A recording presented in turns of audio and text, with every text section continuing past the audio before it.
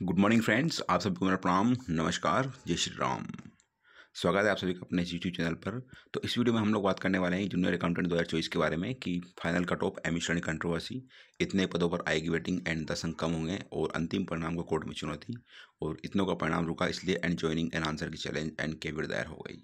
तो इन सब चीज़ों के बारे में हम लोग वन बाय वन बात करने वाले हैं।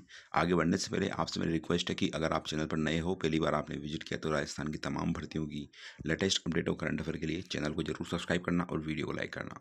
आप चाहो तो मेरा टेलीग्राम ग्रुप ज्वाइन कर सकते हो, लिंक मैंने डिस्क्रिप्शन बॉक्स में दे रखा है। हम बढ़ते हैं फिलहाल आगे। सबसे पहले हम लोग बात करेंगे कि अंतिम परिणाम को कोर्ट में चुनौती दी जा सकती है या नहीं। तो फ्रेंड्स, ये आप पर डिपेंड करता है। ठीक है, आपके पास में एक संवैधानिक ताकत है कि आप कोई भी चीज़ आप सरकार करती है तो उसको आप चुनौती दे सकते हो। ठीक है, अब कोर्ट उसको एक्सेप्ट करता है, डिसमिस करता है, वो माननीय न्यायालय के ऊपर डिपेंड करता है।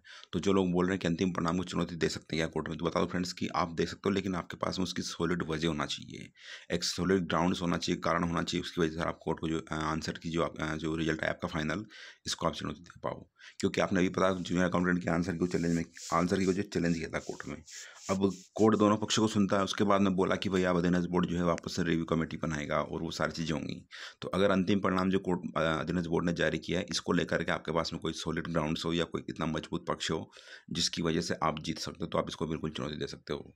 लेकिन अगर आपके पास में ऐसा कोई ग्राउंड्स या वजह नहीं है जिसकी वजह से चीज़ें आपके साथ में कुछ लगता है कि गलत हुई है, उनका कोई असर नहीं पड़ेगा, तो फिर आपको उसको चुनौती नहीं दे सकते। मतलब चुनौती दे सकते हो, लेकिन आपकी याचिका खारिज हो जाएगी। तो जो लोग कमेंट कर रहे हैं कि अंतिम परिणाम कोर्ट में चुनौती दे सकते हैं नहीं, तो फिलहाल फ्रेंड्स मुझे लगता है कि चुनौती देना ठीक नहीं है। अब आपकी इच्छा हो आप दे सकते हो, लेकिन मुझे लगता है फ्रेंड्स कि आपके पास में ऐसी कोई वजह होना चाहिए, स्ट्रॉन्ग कारण होना चाहिए जो आपको जीत दिला सके। तो इतना ही बोलूँगा फ्रेंड्स, आपके पास में अगर इतनी अच्छी वजह हो, क्योंकि जब अधीनस्थ बोर्ड ने पहले आपका दोगुना परिणाम रिजल्ट, दोगुना जो परिणाम था उसको जारी किया था, तब लोगों ने इसके ऊपर आर्ग्यूमेंट मतलब कि आरोप लगाए थे कि भाई कुछ ना कुछ तो गड़बड़ हुई है। तो चेयरमैन साहब ने कहा था कि भाई आपके पास में एक भी प्रूफ ऐसा हो जिससे लगे कि भर्ती प्रक्रिया में कहीं ना कहीं या इसकी जो पवित्रता है इसको प्रभावित किया गया है, तो आप बताओ, मैं उसी दिन इस्तीफा दे दूंगा। और वो जांच के लिए तैयार थे, लेकिन किसी ने आगे आकर नहीं बोला कि क्या सारी चीज़ें हैं। ठीक है, आप क्या सोचते हो उससे फ़र्क नहीं पड़ता फ्रेंड्स, आपके पास में क्या प्रूफ है, क्या डॉक्यूमेंट है, वही चीज़ें आपको जो है स्ट्रॉन्ग बनाती है। तो अगर आपके पास में ऐसी कोई चीज़ें हैं जो अधीनस्थ बोर्ड के चेयरमैन साहब उन्होंने ऑलरेडी बताया था, तो डेफिनेटली आप कर सकते हो, बाकी तो फिर आपके कहने से कुछ नहीं होता। ठीक है, तो इतना ही बोलूँगा फ्रेंड्स मैं कि अगर आपके पास में एक भी प्रूफ ऐसा हो जिससे लगे कुछ गड़बड़ी, तो आप चैलेंज दे सकते हो, लेकिन आपके पास में प्रूफ नहीं है तो फिर इन चीज़ों का कोई मीनिंग नहीं है। बात करते हैं कि कितनों का परिणाम रुका और क्या केविट दायर हो गई। तो फ्रेंड्स, केविट दायर मैं स्पेशली उन लोगों के लिए बोल रहा हूँ जिन लोगों ने सिंगल बेंच में याचिका लगाई थी और जिनको एक तरह से जीत ही मिली, क्योंकि अधीनस्थ बोर्ड जो है, जो याचिकाकर्ता जो रिप्रेजेंटेशन बोर्ड को देंगे उसको उनकी जो कमेटी रिव्यू करेगी, एनालिसिस करेगी। एनालिसिस करने के बाद में उनको लगा कि किस क्वेश्चंस के जो ऑप्शंस हैं या आंसर है उनको चेंज करना पड़ेगा और उनका रिवाइज रिजल्ट जारी करना पड़ेगा, और उसके बाद में अगर वो लोग मेरिट लिस्ट में आते हैं उनको ज्वाइनिंग देनी पड़ेगी। तो इसी दुविधा से बचने के लिए अधीनस्थ बोर्ड ने जो है क्या करा, कुछ लोगों का परिणाम रोक लिया। 400 के आसपास लोगों का परिणाम अधीनस्थ बोर्ड ने जारी नहीं किया। तो वो जो कोर्ट में आंसर को चैलेंज किया गया, उनकी वजह से ऐसा हुआ है। बात करते हैं केविट दायर करे नहीं करे, तो केविट का सिर्फ इतना फर्क पड़ेगा फ्रेंड्स कि आपको पता है कि लेवल 2 में भी सेम सिंगल बेंच ने सेम ऑर्डर दिया था, लेकिन अधीनस्थ बोर्ड ने डीबी में जाकर के सिंगल बेंच के फैसले पर स्टे ले लिया और उसके बाद में वापस टाइम लगा और सिंगल बेंच की जो स्टे मिला था उसी मैटर पर वापस डीबी में सुनवाई हुई, लेकिन डीबी में भी उनकी जीत हो गई। ठीक है, तो मैं इतना ही बोलूँगा फ्रेंड्स कि अगर आपको लगता है कि अधीनस्थ बोर्ड ऐसा कर सकता है, और वो बिल्कुल आप सिंगल बेंच के फैसले को या जो भी लोअर कोर्ट है उसके फैसले को अपर कोर्ट में चैलेंज कर सकते हो, बिल्कुल ये लीगल है। तो आप चाहो तो डीबी में या केविट दायर कर सकते हो।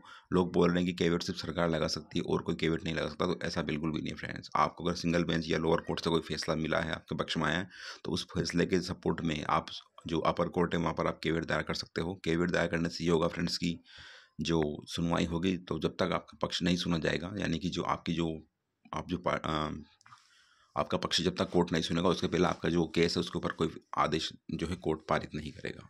तो आप चाहो तो बिल्कुल केवियट दायर कर सकते हो। बात करते हैं कि परिणाम कितनों का रुका, तो लगभग 400 के आसपास ऐसे स्टूडेंट हैं जिनका परिणाम अधीनस्थ बोर्ड ने रोक लिया है, और बहुत सारे लोग ऐसे भी कॉन्टैक्ट में जिनके की कट ऑफ से ज़्यादा मार्क्स है, लेकिन उनका जो एक गुना कट ऑफ आई उसमें रोल नंबर नहीं मिले। तो उनसे मैं इतना ही बोलना चाहूँगा फ्रेंड्स कि आप अधीनस्थ बोर्ड जा करके कॉन्टैक्ट करो कि भाई क्या सारी चीज़ें हैं।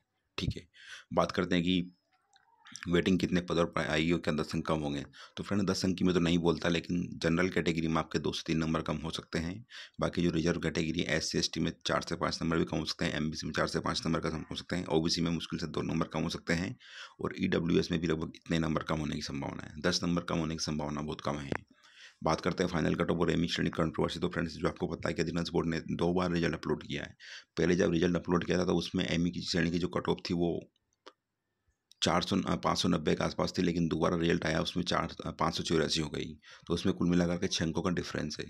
ठीक है, लगभग 6 अंकों का उसमें गैप है। ऐसा क्यों है, इसका अधिनांश बोर्ड ने फिलहाल कोई जवाब नहीं दिया है। ठीक है, तो एक तरह से कंट्रोवर्सी बोलूँगा मैं कि मुझे लगता है फ्रेंड्स कि जो अधिनांश बोर्ड ने जो एमी श्रेणी का रिजल्ट निकाला है, तो शायद इनको जो है मुझे लगता है कि सेपरेट कैटेगरी या फिर ऐसा कुछ हुआ नहीं है। ठीक है, क्योंकि ऑलरेडी कट ऑफ बहुत हाई है। और अगर हम बात करें दूसरी कैटेगरी की, तो आपने SC ST की कट ऑफ भी देख ली होगी, MBC की भी देख ली होगी। उनसे भी ज़्यादा हाई कट ऑफ इसकी गई है। लेकिन मुझे लगता है फ्रेंड्स कि जो सबसे ज़्यादा इंक्रीमेंट आना चाहिए था वो मिनिस्ट्रियल एम्प्लॉय कैटेगरी में आना चाहिए था। ऐसा नहीं हुआ। सबसे ज़्यादा इम्प्रूवमेंट जो इंक्रीमेंट आया आपके जनरल कैटेगरी में आया, देन OBC में आया। ठीक है, तो कुछ ना कुछ तो चीज़ें हैं। बाकी जो लोग बोल रहे हैं कि ऐसा हुआ वैसा हुआ, तो फ्रेंड्स मैं बता दूं कि हर चीज़ के लिए एक आपके पास में सॉलिड ग्राउंड्स होना चाहिए, वजह होना चाहिए, तभी जाके आप उसमें कामयाब हो सकते हो। किसी के ऊपर आर्ग्यूमेंट लगाना अच्छा नहीं है। आप अपने आप को सही करो तो अच्छा रहेगा। तो ये था अभी के लिए। मिलते हैं नेक्स्ट वीडियो में। वीडियो वॉच करने के लिए thanks. Have a great day and all the very very best. रही ज्वाइनिंग की बात, तो फ्रेंड्स ज्वाइनिंग आपकी जो है इतना कह सकता हूँ मैं कि दिसंबर के एंड वीक में या लास्ट वीक में या फिर जनवरी के फर्स्ट वीक में आपकी ज्वाइनिंग हो सकती है। क्योंकि फिलहाल आपकी भर्ती प्रक्रिया पर किसी भी तरह का कोई भी स्टे नहीं है। ठीक है, और आंसर की वाले मैटर की वजह से देखा जाए तो डायरेक्टली कोई स्टे नहीं है। अधिनांश बोर्ड ने अपना जो पक्ष उसको सही करने के लिए ऑलरेडी लोगों का परिणाम रोक लिया है। तो आंसर के वाले मैटर से भी आपकी भर्ती प्रक्रिया पर फिलहाल कोई स्टाफ नहीं मान सकते। ठीक है, अगर अधिनांश बोर्ड जो 5,000 के आसपास जो टोटल पोस्ट थी उनका सभी का परिणाम जारी करता तो लगता कि हाँ कुछ गड़बड़ हो सकती है बाद में, क्योंकि आंसर के वाले लोग केस जीतते हैं तो कोर्ट बोलता है कि भाई इनको ज्वाइनिंग दो, उसके पास में बोर्ड के पास में सीटें नहीं बचती। तो आप समझ सकते हो कि वो कॉम्प्लिकेशन क्रिएट करता है। लेकिन अधिनांश बोर्ड ने ऑलरेडी जो है 400 सीटें के आसपास रिजर्व रखी है। तो ये था अभी के लिए। मिलते हैं नेक्स्ट वीडियो में। वीडियो वॉच करने के लिए thanks. Have a great day and all the very very best. आपसे रिक्वेस्ट है मेरी, अगर आपने चैनल पर पहली बार विजिट किया तो चैनल को जरूर सब्सक्राइब करना और वीडियो को लाइक करना। आप चाहो तो मैं टेलीग्राम ग्रुप ज्वाइन कर सकते हो, लिंक मैंने डिस्क्रिप्शन बॉक्स में दे रखा है। Again thanks for watching the video. Have a great day and all the very very best and God bless you all.